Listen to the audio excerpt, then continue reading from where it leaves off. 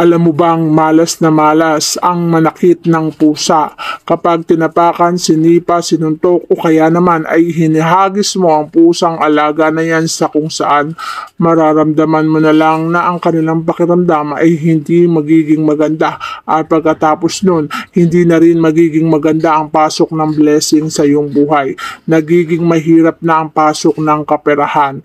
Yun ay dahil sa sinaktan mo ang iyong alagang pusa.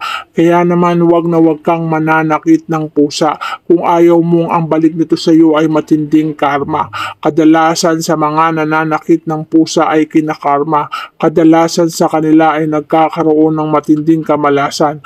Kaya naman kung ayaw mong magkaroon ng matinding kamalasan at matinding balik ng kamalasan sa buhay mo, ay wag na wag mong susubukang saktan, sipain, sutukin, itapon o kaya naman sabihan ng masasakit na salita ang mga pusa na yan.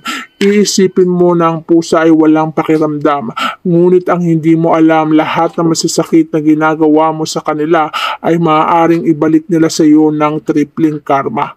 Kaya kung ayaw mong karmahin sa buhay, kung ayaw mong malasin sa buhay, wag na wag mong sasaktan ang iyong alagang pusa, dahil ang dapat na ginagawa mo sa kanila ay pagmamahal, pagkalinga at pagproteksyon, upang sa ganun ang ibabalik nila ito sa iyo ay pagmamahal din, pagkalinga din at proteksyon at walang hanggang swerte sa buhay.